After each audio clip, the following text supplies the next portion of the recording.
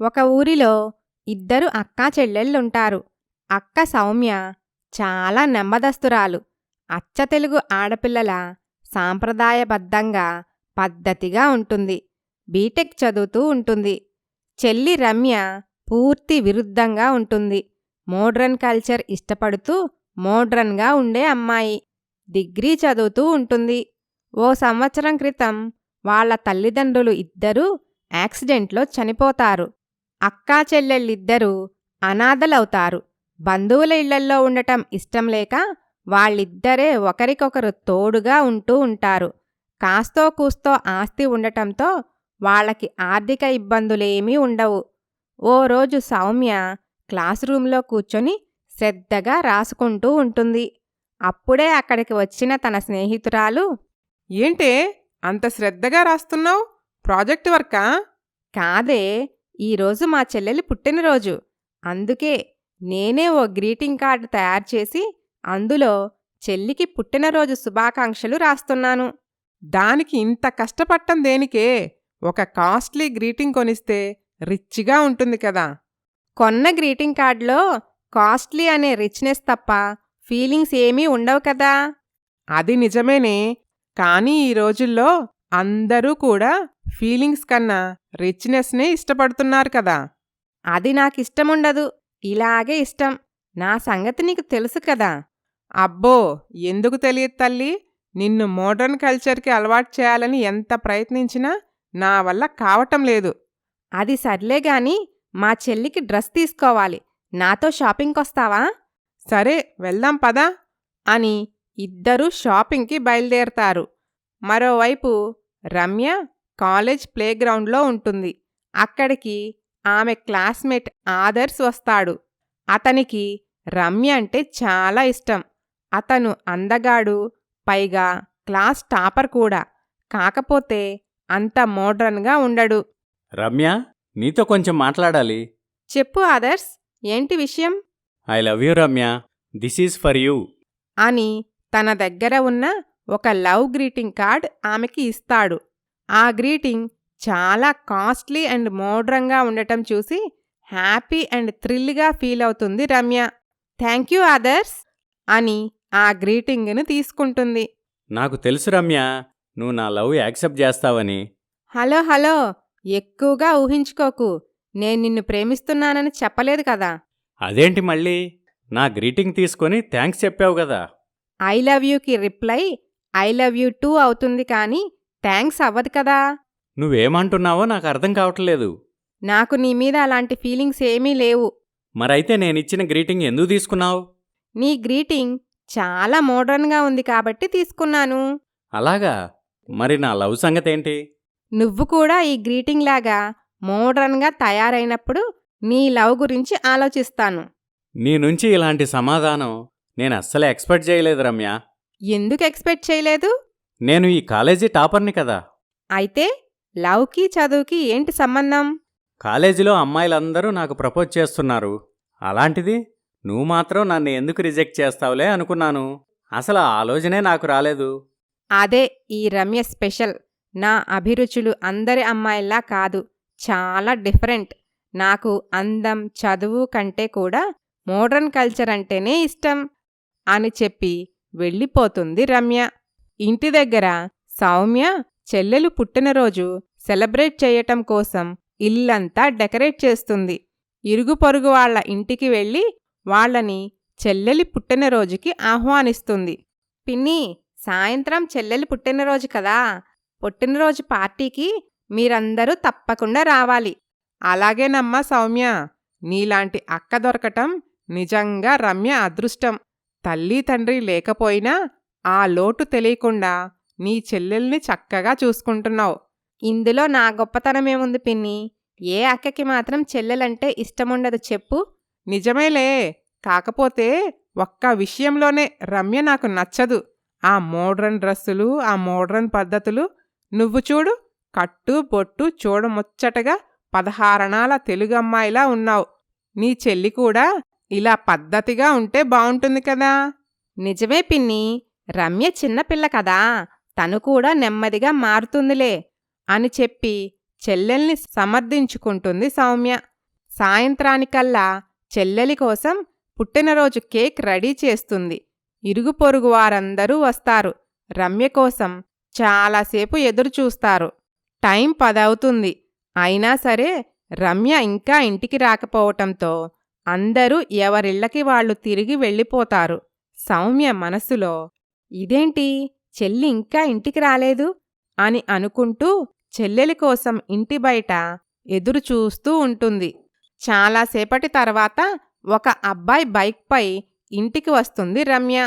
Once again happy birthday Ramya. Thank you so much. ఈరోజు పబ్లో చాలా బాగా ఎంజాయ్ చేశాను. నా బర్త్డేకి నువ్విచ్చిన ఈ సర్ప్రైజింగ్ ట్రీట్ నేనెప్పటికీ మర్చిపోలేను అని అతనికి హగ్గిస్తుంది. అతను వెళ్ళిపోతాడు. ఇరుగు పొరుగు వాళ్ళు నిద్రలేచి అదంతా చూస్తూ ఉండటం గమనిస్తుంది సౌమ్య. ఏంటిది రమ్య, ఇప్పటి వరకు బయట తిరిగితే ఎలా? అసలే రోజులు బాగోలేవు. నీకు జరగరాందేమైనా జరిగితే? నేనేం చిన్నపిల్లని కాదు. ఏ టైంలో ఎలా నడుచుకోవాలో, సేఫ్గా ఎలా ఉండాలో నాకు బాగా తెలుసు. ఈ డ్రెస్సులేంటి? ఇలాంటి డ్రెస్సులు వేసుకోవద్దని నీకెన్నిసార్లు చెప్పాను. పబ్కి ఇలా వెళ్తేనే ఎంట్రీ ఉంటుంది. పైగా నన్ను చూడు, ఎంత పాష్గా మోడర్న్ గర్ల్లా ఉన్నానో. ఇలా ఉండటమే నాకిష్టం. అది నీకు తెలుసు కదా. నేనంటే అర్థం చేసుకుంటాను, కానీ మన ఇరుగు పొరుగు వాళ్ళు అర్థం చేసుకోరు కదా. పైగా ఒక ఆడపిల్ల అర్ధరాత్రి వరకు ఇంటికి రాకపోతే ఊళ్ళో అందరూ ఏమనుకుంటారు చెప్పు? ఊళ్ళో వాళ్ళ గురించి నాకు అనవసరం. నాకు ఎలా నచ్చితే అలాగే ఉంటాను. నేను నా కోసం బతుకుతాను, నీలాగా పక్కవాళ్ల కోసం కాదు అని అక్కని వెక్కిరించినట్లు మాట్లాడుతుంది రమ్య. సౌమ్యకి చాలా కోపం వస్తుంది. అయినా సరే తట్టుకొని, సరే చెల్లి, పుట్టినరోజునాడు ఈ గొడవెందుకులే కాని ఒక్క నిమిషం ఉండు అని తను స్వయంగా చేసిన పుట్టినరోజు గ్రీటింగ్స్తో పాటుగా తను తెచ్చిన డ్రెస్ చెల్లికి గిఫ్ట్గా ఇస్తుంది. పుట్టినరోజు శుభాకాంక్షలు చెప్తుంది. రమ్య వాటిని చూసి అసహ్యించుకొని విసిరి పారేస్తుంది. చిచి, ఇంత చీప్గా విషెస్ చెప్తావా? అయినా ఈ డ్రెస్ ఏంటక్కా? నువ్వింకా మారవా? పాత చింతకాయ పచ్చడ్లా ఉండిపోతావా? అప్డేట్ అవ్వవా? చెల్లెలి మాటలకి సౌమ్య కోపం పట్టలేకపోతుంది. అప్డేట్ అవ్వటం అంటే నువ్వనుకున్నట్టు పద్ధతులు, కట్టుబాట్లు మర్చిపోయి బట్టలు చించుకొని చెడు తిరుగులు తిరగటం కాదు. ఈ లోకం పోకడ తెలుసుకొని దానికి తగ్గట్టు జాగ్రత్తగా మసులుకోవటం అని అర్థం అని గట్టిగా ఎదురు సమాధానం చెప్తుంది సౌమ్య. ఏంటి, ఎప్పుడూ లేంది కొత్తగా ఎదురు మాట్లాడుతున్నావు? నా మాటలు, ప్రవర్తన ఇష్టం లేకపోయినా ఎప్పుడూ ఏం మాట్లాడేదానివి కాదు, సర్దుకుపోయేదానివి కదా. నిజమే, కానీ నీ ప్రవర్తన రోజురోజుకి దిగజారిపోతుంది. అందుకే నిన్ను వారించాలని ఇలా మాట్లాడుతున్నాను. అక్క మాటలకి చెల్లెలికి కూడా కోపం వస్తుంది. ఏంటి నువ్వనేది? ఏం దిగజారిపోయి ప్రవర్తించాను? ఇది మోడర్న్ కల్చర్. నీలాంటి పల్లెటూరు దద్దమ్మలకి అర్థం కాదులే. ఆ మాటకి ఇంకా కోపం ఆపలేక చెల్లి చెంప పగలగొడుతుంది సౌమ్య. నన్ను కొడతావా? నన్ను కొట్టటానికి నువ్వెవరసలు? సారీ చెల్లి, ఏదో కోపంలో కొట్టేశాను. నీ సారీ నాకేం అవసరం లేదు. మనిద్దరికి పడనప్పుడు, ఒకరి ప్రవర్తన మరొకరికి నచ్చనప్పుడు ఒకే చోట కలిసుండాల్సిన అవసరం లేదు. అది కాదు చెల్లి, సారీ. ఈ పుట్టినరోజు నాడు ఈ గొడవలెందుకు చెప్పు? అదంతా నాకనవసరం. ఇక నుండి నీకు నాకు ఏ సంబంధం లేదు. నీ లైఫ్ నీది, నా లైఫ్ నాది. నా విషయాల్లో జోక్యం చేసుకోకు. మైండ్ ఇట్ అని వార్నింగ్ ఇస్తుంది రమ్య. సౌమ్య తన తొందరపాటుకి తల పట్టుకుంటుంది. సౌమ్య తనలో తాను, ఛ, ఎంత పని చేశాను. చెల్లి మనస్తత్వం గురించి తెలిసి కూడా తొందరపడ్డాను. అది అలిగితేనే బుజ్జగించటం అంత ఈజీ కాదు. అలాంటిది తనని చెంపపై కొట్టాను. చెల్లి పుట్టినరోజు నాడు దాన్ని ఏడిపించాను అని బాధపడుతూ ఉంటుంది. రమ్య ఇంటి మధ్యగా ఒక గీత గీసి ఇంటిని 2 భాగాలు చేస్తుంది. చూడు, ఇక నుండి నీ జీవితం నీది, నా జీవితం నాది. నా విషయాల్లో జోక్యం చేసుకోకు అని కోపంగా తన గదిలోకి వెళ్ళి తలుపు వేసుకుంటుంది. ఉన్నట్టుండి ఒక్కసారిగా నవ్వుకుంటూ, హహహహ, ఇన్నాళ్ళు ఇలాంటి అవకాశం కోసమే ఎదురు చూశానే అక్కా. ఇక నువ్వు నాపై పెత్తనం చెయ్యలేవు. నాకు నీ పీడ వదిలిపోయింది. I'm a free bird now అని అనుకుంటూ తెగ సంబరపడిపోతూ ఉంటుంది. మరుసటి రోజు ఉదయం ఇద్దరూ కాలేజ్కి బయలుదేరతారు. ఏంటి చెల్లి, ఇంకా నీ కాలేజ్ బస్ రాలేదా? అది నీకనవసరం. ఐఎమ్ రియల్లీ సారీ చెల్లి, నేను నిన్న చేసింది తప్పే. ఏదో ఆవేశంలో తొందరపడ్డాను. చూడు, రాత్రి జరిగిన సంఘటనతోనే నీకు నాకు మధ్య ఉన్న అక్కా చెల్లెళ్ల సంబంధం తెగిపోయింది. నన్ను చెల్లి అని పిలిస్తే మర్యాదగా ఉండదు, చెప్తున్నా. ఏం మాట్లాడుతున్నావు చెల్లి? మన ఇష్టం వచ్చినట్టు తెంచుకుంటే తెగిపోయేది కాదు రక్త సంబంధం అంటే. ఇక ఆపు నీ పాతకాలపు సినిమా డైలాగులు. అది కాదు చెల్లి, ఓల్డ్ ఈజ్ గోల్డ్ అనే విషయం నువ్వు మర్చిపోయినట్టున్నావు. ఆ కొటేషన్ కూడా నీలాంటి పాతకాలపు పద్ధతిలో మిగిలిపోయిన వాళ్లే చెప్పుంటారు. అదే నేనైతేనా old is worst, new is great అని చెప్పేదాన్ని. నువ్వు పొరపడుతున్నావు చెల్లి. మోడ్రన్గా ఉండటం మంచిదే, కానీ మన పెద్దల నుండి వచ్చిన పద్ధతులు మర్చిపోయేంతలా కాదు. మోడ్రన్ కల్చర్ ఆకర్షణీయంగా కనిపించే ఒక ఊబి. తేడా వస్తే మనిషి జీవితాన్ని ప్రశ్నార్థకం చేస్తుంది. సరే, అది చూద్దాం. నువ్వు గెలుస్తావో లేక నేను గెలుస్తానో. బెట్టా? జీవితం మీద బెట్టులు వెయ్యకూడదు చెల్లి. నీతో పందెం వేయటానికి కాదు నేనున్నది, ఒక అక్కగా సక్రమమైన మార్గంలో నిన్ను గైడ్ చేయటానికి. నీ గైడెన్స్ నాకేమీ అవసరం లేదు. నీ జీవితం గురించి నువ్వు ఆలోచించుకో. నా జీవితం నా ఇష్టం అని మొహం తిప్పుకొని బస్సు ఎక్కి వెళ్ళిపోతుంది రమ్య. సౌమ్య కూడా కాలేజ్కి వెళ్ళిపోతుంది. అక్కడ లైబ్రరీలో కూర్చొని దీర్ఘంగా ఆలోచిస్తూ ఉంటుంది. సౌమ్య ఫ్రెండ్, ఏంటే అంతలా ఆలోచిస్తున్నావు? నాకో డౌటుందే, అది రైటా రాంగా అని తెలియక సతమతం అవుతున్నాను. నువ్వు క్లియర్ చేస్తావా? ఏంటో చెప్పు, ట్రై చేస్తాను. అదేనే, మా చెల్లి గురించి నీకు తెలుసు కదా. తన విషయంలో నేనేమైనా పొరపాటు పడుతున్నానా అని. తనన్నట్టు మోడ్రన్గా ఉండటమే కరెక్టా? చూడు సౌమ్య, మోడ్రన్గా ఉండేవాళ్ళు చూడగానే నచ్చేస్తారు, కానీ ఆ తర్వాత స్లోగా బోర్ కొట్టేస్తారు. అదే సాంప్రదాయంగా ఉండేవాళ్ళు స్లోగా నచ్చుతారు, కానీ వాళ్లపై ఇష్టం పర్మనెంట్గా రోజురోజుకి పెరుగుతుందే కాని తరగదు. ఇష్టంతో పాటు రెస్పెక్ట్ కూడా ఉంటుంది. స్నేహితురాలి సమాధానంతో కాస్త స్థిమితపడుతుంది సౌమ్య. కాలేజ్కి వెళ్లిన రమ్య ఆమె బాయ్ఫ్రెండ్ ధీరజ్తో ఒక బెంచ్పై కూర్చొని కబుర్లు చెప్పుకుంటూ ఉంటారు. హలో డార్లింగ్, ఈరోజు నీ డ్రెస్ చాలా గార్జియస్గా ఉంది. డ్రెస్సేనా? నేన్లేనా? నువ్వు వేసుకున్నావు కాబట్టే ఈ డ్రెస్ ఇంత బ్యూటిఫుల్గా ఉంది. Thank you dear. By the way, నా బర్త్డేకి నువ్విచ్చిన గూచీ బ్యాగ్ నాకు చాలా బాగా నచ్చింది. ఓ అవునా? అది నీకోసమే ఫారిన్ నుంచి తెప్పించాను. Rare collection. Oh, you are the best. సరే కానీ ఈరోజు మనం డేట్కి ఎక్కడికి వెళ్దాం? ఓ మంచి రెస్టారెంట్లో డిన్నర్ చేసి ఒక రొమాంటిక్ బాలీవుడ్ మూవీకి వెళ్దాం. ఓకే డార్లింగ్, నువ్వు ఎలా అంటే అలా. ఇంతలో కాలేజ్ బెల్ రింగ్ అవుతుంది. అబ్బా, ఇప్పుడు క్లాస్కి వెళ్ళాలా? ఈ లెక్చర్స్ వినటం నా వల్ల కాదు డియర్. కమాన్ డార్లింగ్, అలా క్లాస్కి వెళ్ళి అటెండెన్స్ వేసి సరదాగా బయటికి వెళ్ళిపోదాం. Crazy idea. పద పద, అలాగే చేద్దాం అని రమ్య ధీరజ్ ఇద్దరూ క్లాసులు బంక్ కొట్టి షికార్లు చేస్తూ ఉంటారు. ఇలా జరుగుతూ ఉంటుంది. రమ్య మోడ్రన్ కల్చర్పై ఉన్న పిచ్చిలో 1వ వంతు కూడా చదువుపై పెట్టదు. అందువల్ల ఎగ్జామ్ ఫెయిల్ అవుతుంది. మరోవైపు సౌమ్య కాలేజ్ ఫస్ట్ వస్తుంది. చెల్లి, నేను చెప్తే నువ్వు వినలేదు. ఇప్పుడు చూడు, చదువులో వెనకబడిపోయావు. ఇలా అయితే నీ జీవితం ఏం బావుంటుంది చెప్పు? మరేం పర్వాలేదు, ఒక్క ఎగ్జామ్ ఫెయిల్ అయినంత మాత్రాన ఏం కొంపలేం మునిగిపోవు. నెక్స్ట్ మంత్ సప్లీ రాసి క్లియర్ చేస్తాను. అయినా పేరుకే నీకు చదవచ్చు, కానీ మోడ్రన్గా ఉండటంలో మాత్రం నువ్వు జీరో. నువ్వేసే డ్రస్సులు చూస్తేనే అందరికీ ఇట్టే అర్థమైపోతుంది నువ్వో పల్లెటూరు బైతువని. చూస్తూ ఉండు, నీకంటే నా లైఫే ఎంతో బావుంటుంది అని అక్కని ఎగతాళి చేస్తుంది రమ్య. ఓ రోజు ఇరుగు పొరుగు వాళ్ళు రమ్యతో, చూడమ్మాయ్, నీ పద్ధతి ఏం బాగోలేదు. ఈ డ్రస్సులేంటి, ఈ కథేంటి? అవునమ్మాయ్, నిన్ను చూసి మా ఇళ్లల్లో ఆడపిల్లలు కూడా చెడిపోయేలా ఉన్నారు. ఇది చెడిపోవటం కాదంటీ, మోడ్రన్ కల్చర్. ఒక్కసారి నన్ను చూడండి, ఎంత ఫ్యాషన్గా ఉన్నానో. మీరు కూడా మీ పిల్లలకి ఇలా మోడ్రన్గా ఉండటం అలవాటు చేయండి ఆంటీ.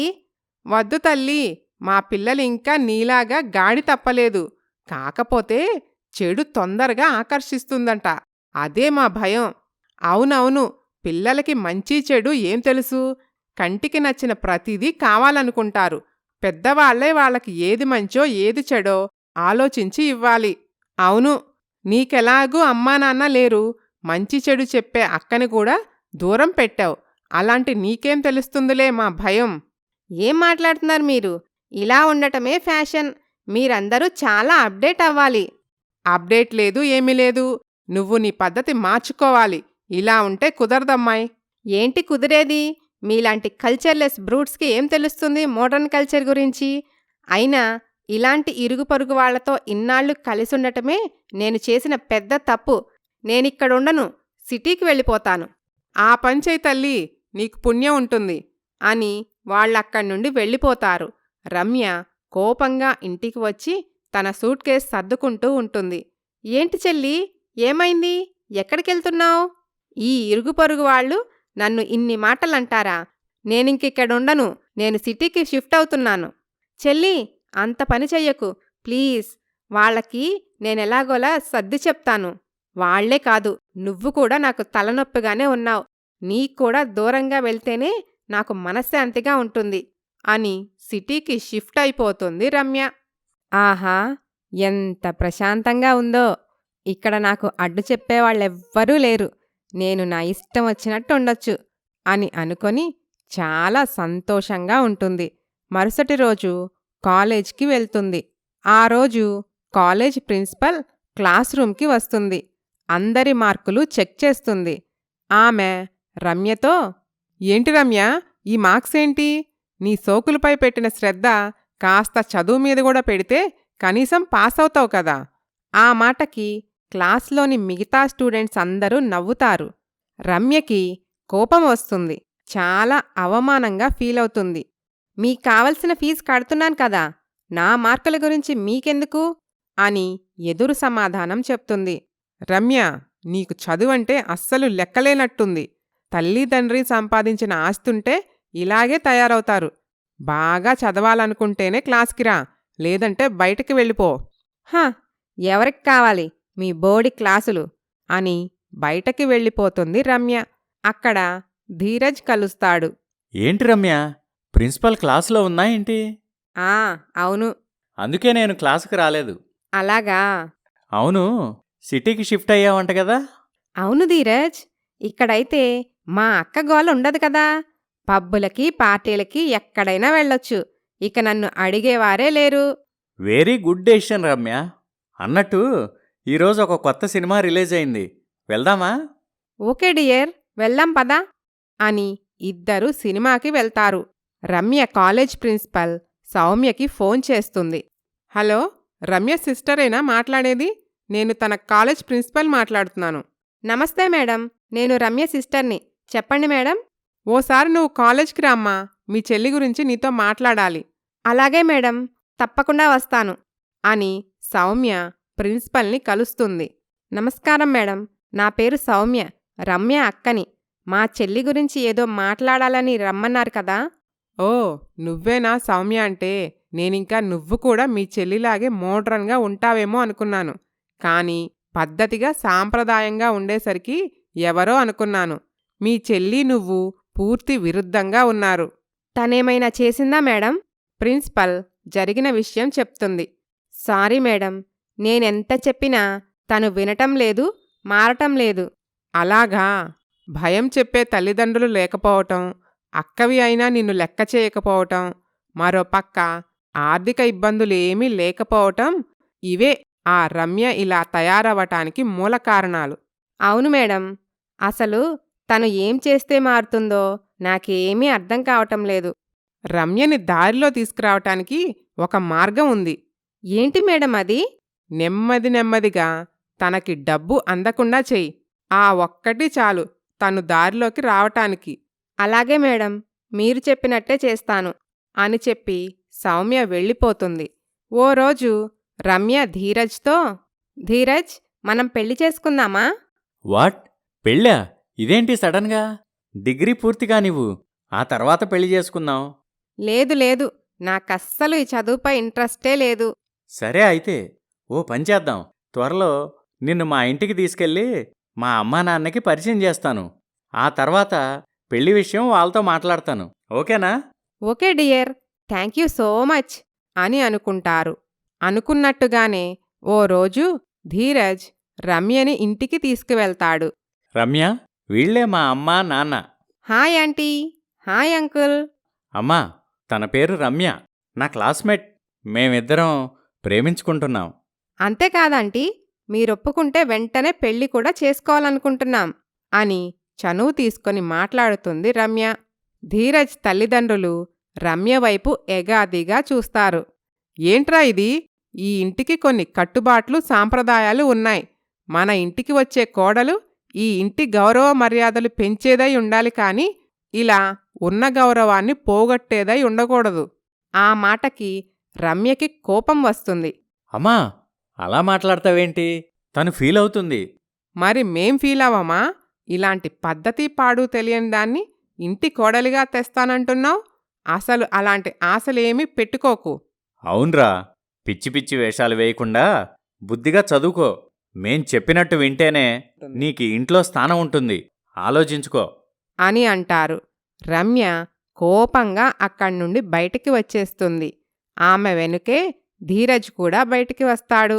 సారీ రమ్య, నా వల్ల నువ్వు మాటలు పడ్డావు. ఇట్స్ ఓకే ధీరజ్, ఇప్పుడు సమస్య అది కాదు, మన పెళ్ళి. దాని గురించి ఆలోచించు. అదే, ఏం చేయాలో నాకేం అర్థం కావట్లేదు. ఓ పని చేద్దామా? ఏంటి రమ్య? నువ్వు కూడా నా దగ్గరికొచ్చేయ్, మనం కలిసుందాం. పెళ్లి కాకుండా కలిసుంటే చూసేవాళ్లకు బాగుండదేమో రమ్య. అదేం లేదు ధీరజ్, ఈ కాలంలో ఎంతమంది అబ్బాయిలు అమ్మాయిలు లివింగ్ టుగెదర్లో ఉండటం లేదు చెప్పు. ఓకే అయితే కొన్నాళ్లపాటు ఇద్దరం కలిసుందాం. అప్పటికి మనిద్దరి మధ్య లవ్ అండర్స్టాండింగ్ అలాగే ఉంటే పెళ్లి చేసుకుందాం. సరేనా? ఓకే ధీరజ్. అలా రమ్య ధీరజ్ ఇద్దరూ ఒకే ఇంట్లో లివింగ్ టుగెదర్గా ఉంటూ ఉంటారు. ఓ రోజు సౌమ్య కాలేజ్కి బయలుదేరుతుండగా వాళ్ల బంధువు వరుసకి బాబాయ్ అయిన సుందరయ్య వాళ్ళింటికి వస్తాడు. ఎలా ఉన్నారమ్మా సౌమ్య? బావున్నాం బాబాయ్, మీరెలా ఉన్నారు? మా సంసార బాధ్యతలు చూసుకునేటప్పటికే సరిపోతుందమ్మా. అందుకే కనీసం అప్పుడప్పుడు కూడా రాలేకపోతున్నాను. పర్వాలేదులే బాబాయ్, అర్థం చేసుకోగలను. అయినా ఇప్పుడు మాకు ఏ ఇబ్బంది లేదు కదా. అమ్మా నాన్న లేకపోయినా వాళ్ళు సంపాదించిన ఆస్తి ఉండటం వల్ల మాకు ఏ లోటు లేకుండా జరుగుతుంది.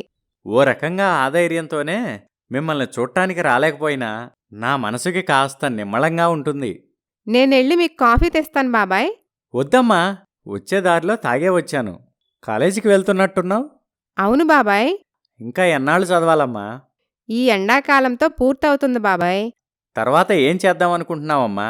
జాబ్ చేస్తాను బాబాయ్. మరి పెళ్ళెప్పుడు చేసుకుంటావమ్మా? లైఫ్లో సెటిల్ అయ్యాక పెళ్లి చేసుకుంటాను బాబాయ్. అది కాదమ్మా, నాకు తెలిసిన ఓ అబ్బాయి ఉన్నాడు. చాలా మంచివాడు, నెమ్మదస్తుడు.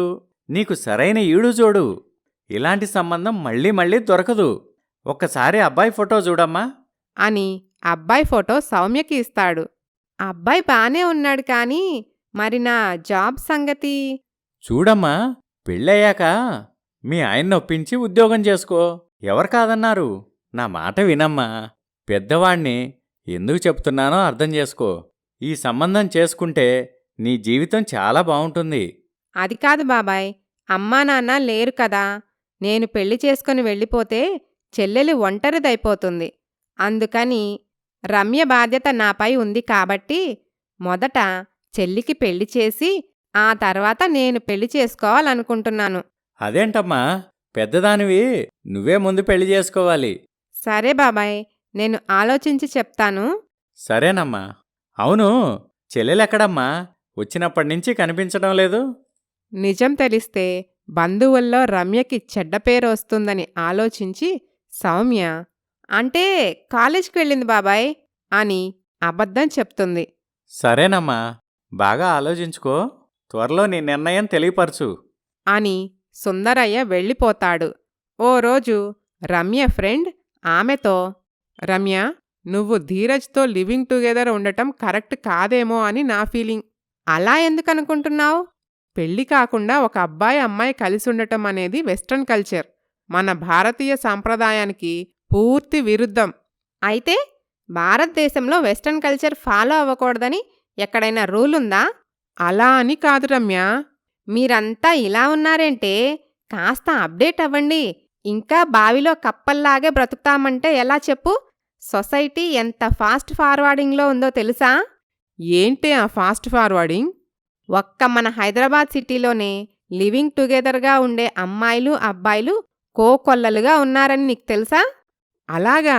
మరీ అలాంటి బరి తెగించే మోడర్న్ కల్చర్ మనకి అవసరమా చెప్పు? మీకవసరం లేదేమో కానీ నాకవసరం. అది బరితెగింపు కాదు, స్వేచ్ఛ. అది అర్థం చేసుకో ముందు. అది కాదు రమ్య, నేను చెప్పేది ఒక్కసారి విను. ఈ విషయంలో దయచేసి నాకింకెప్పుడూ సలహాలివ్వకు.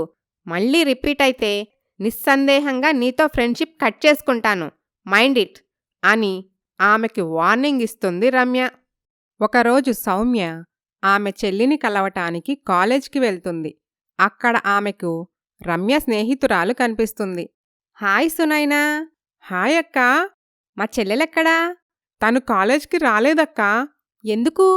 ఎందుకంటే తను కాలేజ్ మానేసిందక్కా. వాట్? కాలేజ్ మానేయటమేంటి? నాకొక్క మాట కూడా చెప్పలేదు తను. సరే, తనెక్కడుంటుందో అడ్రస్ ఇవ్వు. అది అడ్రస్సా అంటూ తడబడుతూ ఉంటుంది. నాకు అడ్రస్ ఇస్తే తనేమైనా నిన్ను తిడుతుందేమో అనే కదా నీ భయం. నువ్విచ్చినట్టు తనకి తెలియనివ్వన్లే. నా భయం అది కాదక్కా. అక్కడికి వెళ్ళాక నిజం తెలిసి నువ్వు బాధపడతావేమో అని ఆలోచిస్తున్నాను. బాధ? ఎందుకు? అంటే నిజం తెలిస్తే బాధే కదా మరి. ఏంటా నిజం? అది ఈ విషయం నీకెలా చెప్పాలో నాకు అర్థం కావటం లేదక్కా. పర్వాలేదులే, చెప్పు సునైనా. అదే ఎలాంటి విషయమైనా నేను తీసుకోగలను. అక్కా, అది రమ్య క్లాస్మేట్ ధీరజ్ ఉన్నాడు కదా. ఆ, అవును. రమ్య ధీరజ్ ఇద్దరూ ఒకే ఇంట్లో లివింగ్ టుగెదర్గా ఉంటున్నారు. అది విని షాక్ అవుతుంది సౌమ్య. సునైన దగ్గర అడ్రస్ తీసుకొని రమ్య ఇంటికి వెళ్తుంది. సౌమ్యని చూసి ధీరజ్ మొహం తిప్పుకొని బయటకి వెళ్ళిపోతాడు. ఎలా ఉన్నావు చెల్లి? నాకేం, చాలా హ్యాపీగా ఉన్నాను. అవును, నువ్వేంటి దారి తప్పి ఇలా వచ్చావు? నేను కరెక్ట్ దారిలోనే ఉన్నాను, నువ్వే దారి తప్పుతున్నావు. ఇది చెప్పటానికే వచ్చావా? అయితే చెప్పావు కదా, ఇక వెళ్ళు. నీకు నా మీద ఇంకా కోపం పోయినట్టులేదు. అది సరే, నేను విన్నది నిజమేనా? ఏంటో అది, నువ్వు ధీరజ్ లివింగ్ టుగెదర్గా ఉంటున్నారట కదా? అవును, ఇందాక నువ్వే కళ్ళారా చూసావు కదా అతను ఇక్కడ్నుండి వెళ్ళటం. అది కాదు చెల్లి, మోడ్రన్ కల్చర్ అంటూ నీ లైఫ్ని నువ్వే చేతులారా పాడు చేసుకుంటున్నావు. ఈ కాపు, ఇలాంటి నీతులు విని విని నాకు విసుకొచ్చింది. సరే పోనీ, అతన్ని పెళ్లి చేసుకోవచ్చు కదా. నువ్వు చెప్పకపోతే మాకు తెలియదు మరి. ఎప్పుడు ఏం చేయాలో నాకు బాగా తెలుసు. నీ సలహాలు అవసరం లేదు. ముందు వచ్చిన విషయమేంటో చెప్పు. అంటే నువ్వెలా ఉన్నావో చూసి వెళ్దామని వచ్చాను. అదీకాక మొన్న సుందరం బాబాయ్ నాకో పెళ్లి సంబంధం తెచ్చాడు. దాని గురించి నీతో మాట్లాడదామని వచ్చాను. అలాగా? నీలాంటి పాతకాలపు అమ్మాయిని కూడా ఇష్టపడే అబ్బాయిలున్నారంటే ఆశ్చర్యంగా ఉంది. ఇంతకీ ఎవరా దురదృష్టవంతుడు? సౌమ్య అతని ఫోటో రమ్యకి చూపిస్తుంది. పెళ్ళికొడుకు ఫోటో చూసిన రమ్య పకపక నవ్వుతుంది. గంతకు తగ్గ బొంతలా నీకు సరిగ్గా సరిపోతాడు. నీలాగే పాతకాలపు మనిషిలా ఉన్నాడు. మొహంలో ఆ పల్లెటూరు వెర్రితనం స్పష్టంగా కనిపిస్తుంది. అందుకే నువ్వు నచ్చుంటావులే అని ఎగతాళి చేస్తుంది. సౌమ్యకి చాలా బాధ కలుగుతుంది. ఏదో ఒకట్లే చెల్లి, అయినా నాకిప్పుడే పెళ్లి చేసుకునే ఉద్దేశం లేదు. నువ్వు ముందు మన ఇంటికి వెళ్దాంరా. నీకు నచ్చినట్టే ఉండు, నేనేమీ అనను. ఆ పల్లెటూరులో ఏముంది రావటానికి? కల్చర్ తెలియని వెర్రి మొహాలతో ఉండటం నా వల్ల కాదు. నువ్వు బయలుదేరింకా, ఇంకెప్పుడు ఇక్కడికి రాకు అని అక్కని పంపించేస్తుంది. సౌమ్య దారిన వస్తూ మనస్సులో, ఇక లాభం లేదు, ఇలాగే వదిలేస్తే రమ్య జీవితం ఏమైపోతుందో ఏంటో తనకి జీవితం అంటే ఏంటో తెలిసేలా చేయాలి. మోడ్రన్ కల్చర్ అంటూ లేనిపోని అలవాట్లతో బాగా చెడిపోతుంది. ప్రిన్సిపల్ గారు చెప్పినట్టు తనకి నెల నెలా డబ్బు అందకుండా చేయాలి అని అనుకుంటూ నేరుగా ఆ ఊరిలోని వడ్డీ వ్యాపారి ఇంటికి వెళ్తుంది. నమస్తే బాబాయ్ గారు. నమస్తే అమ్మా. చెప్పమ్మా, ఏంటి ఇలా వచ్చావు? మీ సాయం కోరొచ్చాను బాబాయ్ గారు. నా సహాయమా? అంత అవసరం నీకేముందమ్మా? మీరు ఆర్థికంగా స్థితిమంతులే కదా. పైగా నెల నెలా మీకు ఖర్చులకి డబ్బు కూడా అందుతుంది కదా. నేను డబ్బు అడగటానికి రాలేదు బాబాయ్. మరేంటో చెప్పమ్మా. అప్పుడు సౌమ్య రమ్య గురించి చెప్తుంది. ఇది విషయం బాబాయ్. రమ్యని మార్చాలంటే తనకి డబ్బు అందకూడదు. నేను ఇవ్వను అంటే గొడవ చేస్తుంది. నాపై ఇంకా ఇంకా ద్వేషం పెంచుకుంటుంది. అందుకని మా ఆస్తి మొత్తం మీ దగ్గర తాకట్టులో ఉందని అబద్ధం చెప్పండి. ఈ సాయం చేయండి బాబాయ్. అర్థమైందమ్మా. మీ నాన్నగారు నాకు బాకీ ఉన్నట్టు కాగితాలు పుట్టించి ఇప్పుడు ఆస్తి మొత్తం స్వాధీనపరుచుకున్నట్టు నాటకమాడాలి, అంతే కదా? అవును బాబాయ్. సరే, అలాగే చేద్దాం. అప్పట్లో మీ నాన్నగారు నాకు చాలా సహాయం చేశారు. మీకోసం నేను ఈ మాత్రం చేయలేనా? థ్యాంక్స్ బాబాయ్ గారు అని సౌమ్య వెళ్ళిపోతుంది. ఓ రోజు రమ్య ధీరజ్తో, ధీరజ్, మనం కొన్నాళ్లుగా కలిసుంటున్నాం. అయినా కూడా మన మధ్య ఎటువంటి ఎమోషనల్ డిస్టర్బెన్స్ రాలేదు. కాబట్టి ఇక మనం పెళ్లి చేసుకుందామా? అలాగే డియర్, నీ అభిప్రాయం కోసమే వెయిట్ చేస్తున్నాను. కాకపోతే ఒక చిన్న రిక్వెస్ట్. చెప్పు ధీరజ్, నీ మాట కాదంటానా? పెళ్లి గ్రాండ్గా వద్దు, జస్ట్ సింపుల్గా ఏదైనా గుళ్ళో పెళ్లి చేసుకుందాం. ఎందుకు ధీరజ్? పెళ్ళనేది లైఫ్లో ఒక్కసారే కదా చేసుకుంటాం. సింపుల్గా చేసుకుంటే ఎలా చెప్పు? మనకంటూ మెమరీస్ ఉండాలి కదా. గ్రాండ్గా మోడ్రన్గా పెళ్లి చేసుకోవాలని నాకెప్పటినుండో డ్రీమ్ తెలుసా? కరెక్టే అనుకో.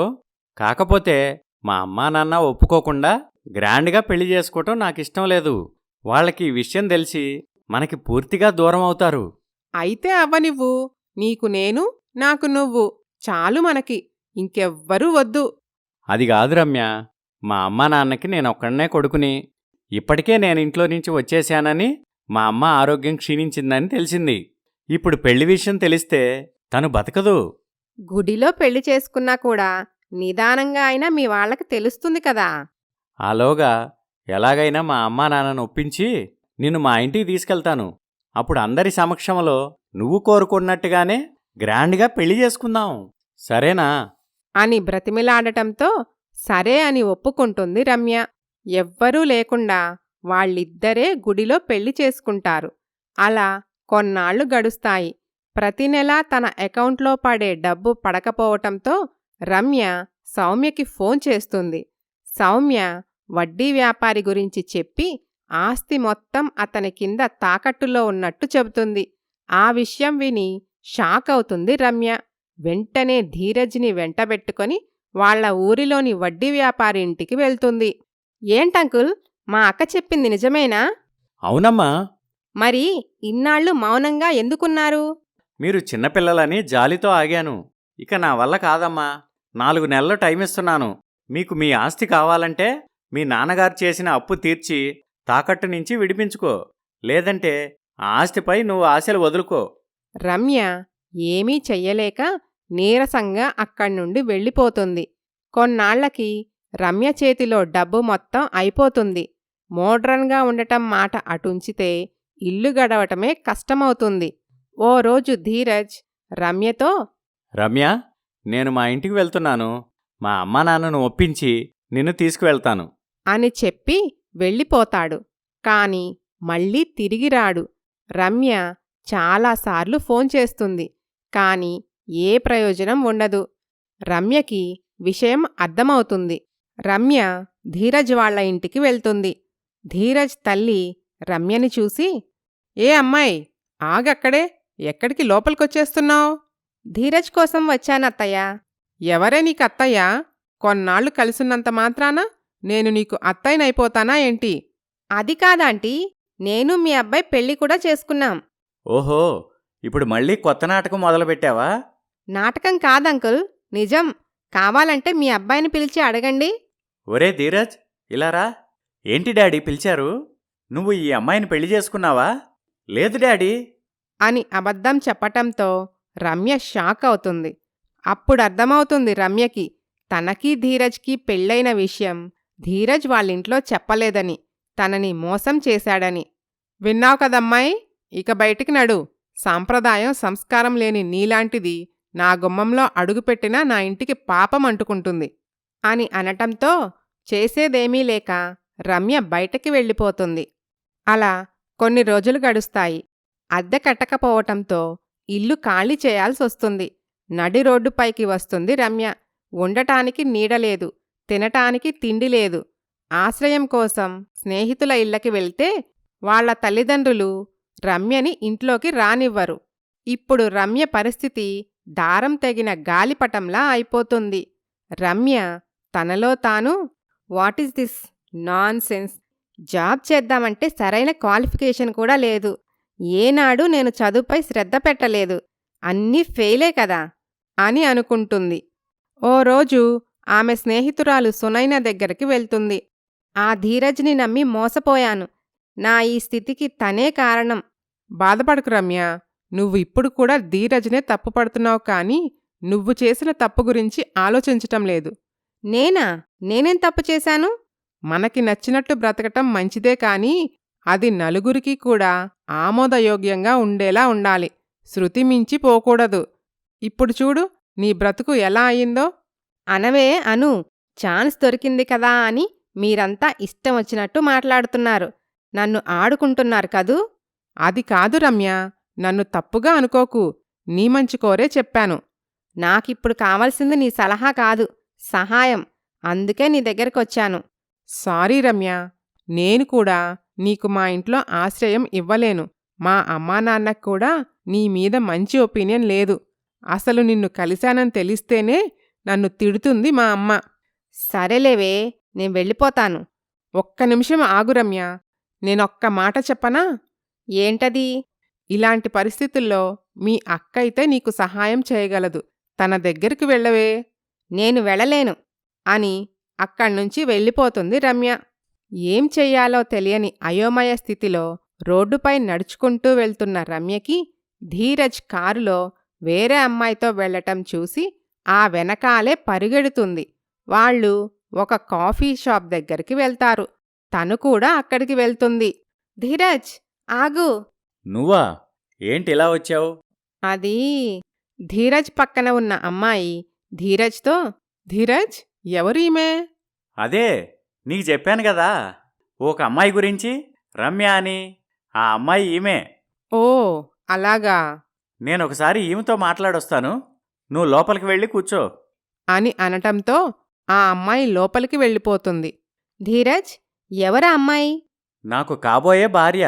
మా అమ్మా నాన్న సెలెక్ట్ చేశారు. చూసావా ఎంత పద్ధతిగా ఉందో? అలాంటప్పుడు మరి నన్నెందుకు ప్రేమించావు? అది ప్రేమ కాదు, సరదా. ఏ, నేను ప్రేమకి పనికిరానా? నీలాంటి మోడర్న్గా ఉండే అమ్మాయిలు పబ్బులకి, సినిమాలకి, షికారులకి తిరగటానికి పనికొస్తారే తప్ప లవ్ చేయటానికి కాదు. అంటే మోడ్రన్గా ఉండే అమ్మాయిలంటే బరి తెగించి రోడ్లపై తిరిగేవాళ్లేనా నీ ఉద్దేశం? అది నా ఉద్దేశం కాదు, ఈ సమాజంలో చాలామంది ఉద్దేశం. మీ అందరికీ మోడ్రన్గా ఉండేవాళ్లను చూస్తే కళ్ళు మంట.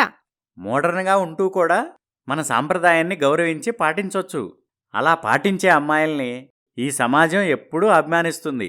కాని నువ్వు అలా కాదు, అసలు మన కల్చరే మర్చిపోయావు. ఇన్ని మాట్లాడేవాడివి మరి ఇన్నాళ్ళు నాతో ఎందుకు తిరిగావు? నన్నెందుకు సపోర్ట్ చేశావు? మీ అక్క చెప్తేనే వినని దానివి, నేను చెప్తే వింటావా ఏంటి? ఏ మగాడైనా ఛాన్స్ దొరికినప్పుడల్లా అమ్మాయిలతో తిరగటానికి ఇష్టపడతాడు. అది తెలుసుకోవాల్సింది నువ్వు. ఆకు వచ్చి ముళ్ళు మీద పడ్డా, ముళ్ళు వచ్చి ఆకు మీద పడ్డా చిరిగేది ఆకే. నాకు నీతులు చెప్తున్నావు. మరి నువ్వు కూడా మోడ్రన్ కల్చర్లోనే కదా తిరిగావు? అవును, తిరిగాను. ఈ సొసైటీలో మోడర్న్గా తిరిగే మగాడు కూడా పెళ్లి చేసుకోవడానికి మాత్రం పద్ధతిగుండే అమ్మాయినే కోరుకుంటాడు. అది తెలుసుకో నువ్వు అని అక్కడ్నుండి వెళ్ళిపోతాడు ధీరజ్.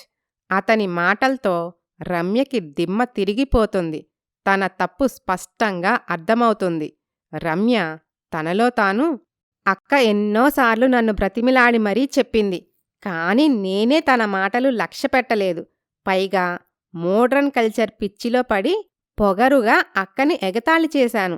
అందుకే ఇప్పుడు నా జీవితం ఎగతాళైపోయింది అని అనుకొని ఏడుస్తూ అక్క సౌమ్య దగ్గరికి వెళ్తుంది. చెల్లీ, ఏమైందే? ఎందుకిలా అయిపోయావ్? నేను మోసపోయానక్కా అని భోరున ఏడుస్తుంది రమ్య. మోడ్రన్ కల్చర్ అంటూ నా జీవితాన్ని నేనే నాశనం చేసుకున్నాను. బాధపడకు చెల్లి, ఇప్పటికైనా తెలుసుకున్నావు, అది చాలు. అక్కా, ఇక నుండి నేను కూడా నీలాగే సాంప్రదాయంగా ఉండాలనుకుంటున్నాను. నిజంగానా? అవునక్కా, నన్ను క్షమించు. నీతో చాలా రూడ్గా బిహేవ్ చేశాను. పర్వాలేదులే చెల్లి, నాకు నీపై ఎటువంటి కోపం లేదు. చాలా చాలా థ్యాంక్స్ అక్కా అని అనుకుంటారు. ఓ రోజు సౌమ్య రమ్యతో, చెల్లీ, ఏంటక్కా ఈ చీరెలా ఉంది? చాలా బావుందక్కా. ఇది నీకోసమే డిజైన్ చేయించాను. ఓసారి కట్టుకో. అలాగే అక్కా అని ఆ చీర కట్టుకొని వస్తుంది రమ్య. ఈ చీరలో నువ్వు చాలా బావున్నావు చెల్లీ. థ్యాంక్స్ అక్కా. పద, మనం ధీరజ్ వాళ్ళ ఇంటికి వెళ్ళి వాళ్ళ అమ్మా నాన్నతో మాట్లాడదాం. వద్దక్కా, వాళ్ళకి నేనంటే అస్సలిష్టం లేదు. నాతో వస్తే నిన్ను కూడా అవమానిస్తారు. మరేం పర్వాలేదు, అంతా నేను చూసుకుంటాను కదా, పద అని చెల్లిని తీసుకొని ధీరజ్ వాళ్ళ ఇంటికి వెళ్తుంది సౌమ్య. ధీరజ్ తల్లిదండ్రులు పద్ధతిగా చీరకట్టులో ఉన్న రమ్యను చూసి ముచ్చటపడిపోతారు. రామ్మా కోడలా, అక్కడే ఆగిపోయావే అని ధీరజ్ తల్లి పిలవటంతో రమ్య ఆశ్చర్యపోతుంది. రే ధీరజ్, వెళ్ళి అమ్మాయి పక్కన నుంచో. అలాగే డాడీ అని ధీరజ్ రమ్య పక్కన నిలబడతాడు. రమ్యకి అదంతా ఆశ్చర్యంగా ఉంటుంది. ఏంటి రమ్య, అలా మౌనంగా ఉన్నావేంటి? అసలు నాకిక్కడ ఏం జరుగుతుందో నాకేం అర్థం కావటం లేదు. మీ అక్క మమ్మల్ని కలిసి అంతా చెప్పి మా అమ్మా నాన్నని ఒప్పించింది. నా తప్పుని కూడా నేను తెలుసుకున్నాను. థ్యాంక్స్ అక్కా అంటూ అక్కని కౌగిలించుకుంటుంది రమ్య. సారీ చెల్లి. ఎందుకక్కా? నేను నీ దగ్గర ఒక విషయం దాచాను. ఏంటక్కా అది? మన ఆస్తి తాకట్టులో లేదు. వడ్డీ వ్యాపారితో అలా నాటకమాడించాను. నిన్ను సరైన దారిలో పెట్టటానికే అలా చేశాను. పర్వాలేదులే అక్కా, నువ్వలా చెయ్యబట్టే ఈరోజు నా తప్పు నేను తెలుసుకోగలిగాను. నా జీవితం నిలబడింది. మన పద్ధతులు సాంప్రదాయాల విలువ నాకు తెలిసొచ్చింది. నువ్వు లేకపోతే నా జీవితం ఏమైపోయేదో అక్కా అని అక్కకి థ్యాంక్స్ చెప్తుంది రమ్య. ఆ రోజు నుండి రమ్య పద్ధతిగా తన అక్క సౌమ్యలాగే సాంప్రదాయంగా నడుచుకుంటూ ఉంటుంది. అందరూ సంతోషంగా ఉంటారు.